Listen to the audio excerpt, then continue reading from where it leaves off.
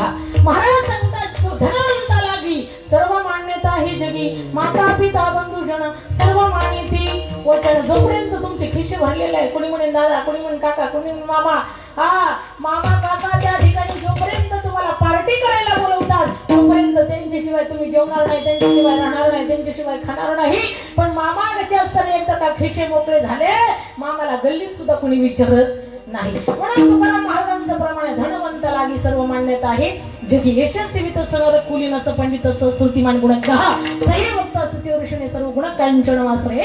ज्याच्याकडे धन आहे त्याला सारा मान आहे, ज्याच्याकडे पैसा नाही पैसा तेरे तीन नाना परशा परसू परस राहा. विठ्ठल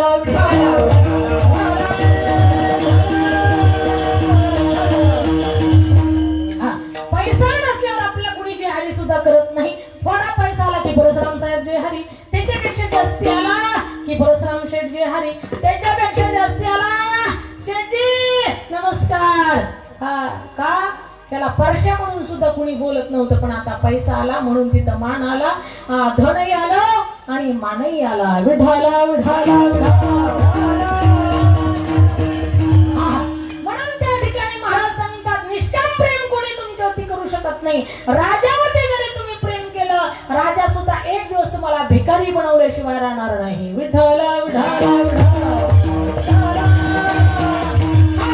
परंतु संतावरती तुम्ही जर प्रेम केलं तर संत आपल्यासारखा बनवल्याशिवाय राहणार नाही. विठाला विठाला विठाला.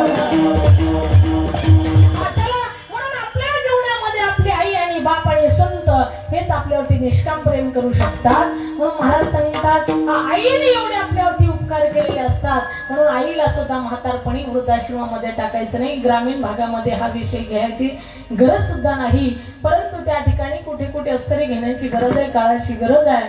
म्हणून महाराज सांगतात त्या ठिकाणी आपल्या आईचे आपल्यावरती फार उपकार असतात. आपल्यासाठी आपली आई जीव द्यायला सुद्धा तयार असते. मी पहिलेच सांगून गेले की ज्ञानोबरायांसाठी, निवृत्तीनाथांसाठी, मुक्ताईंसाठी, त्या ठिकाणी सोपन काकांसाठी विठ्ठल पंताळी आणि माता आईसाहेबांनी देहांत प्रायचित घेतलं. का तर आमची मुलं घडली पाहिजे, आमच्या मुलांचं भविष्य घडलं पाहिजे. म्हणून तसं महाराज सांगतात आपली आई, आपला बाप आपल्यासाठी सर्वस्व काहीतरी करायला, काहीही करायला तयार असतो. का आपली आई आपल्यासाठी या जीवन जग आपल्या तिच्या शरीरातलं कुठलंही पार्ट द्यायला मात्र मागं घेत नाही. आपला मुलगा दुःखी असेल तर ते सुखी कधीच होणार नाही. एक उदाहरण सांगते तुमच्या लक्षात येण्यासाठी, मी जास्त वेळ घेणार नाही, वेळेमध्ये थांबणार आहे. विठाला विठाला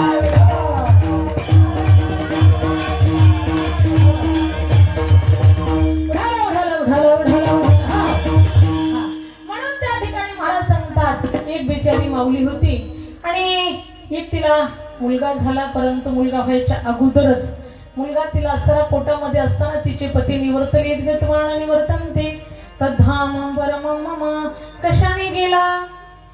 त्याचे अनेक कारण असतात. काही कोरोनाने गेले, काही डेंगूने गेले, काही चिकनगुन्याने गेले, काही दारूने गेले. इथं नाही भाऊ सांगतात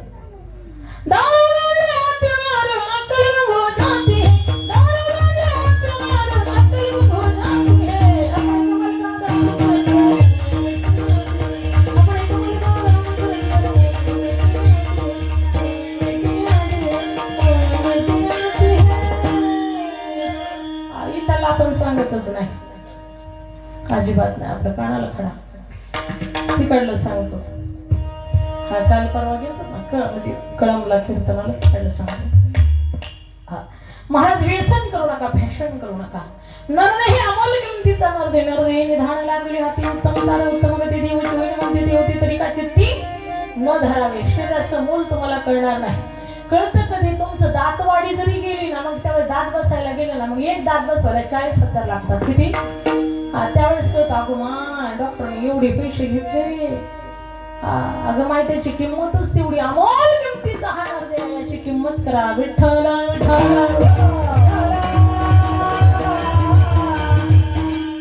व्यसन करू नका, फॅशन करू नका. या जीवनाचं महत्व कळून घ्या.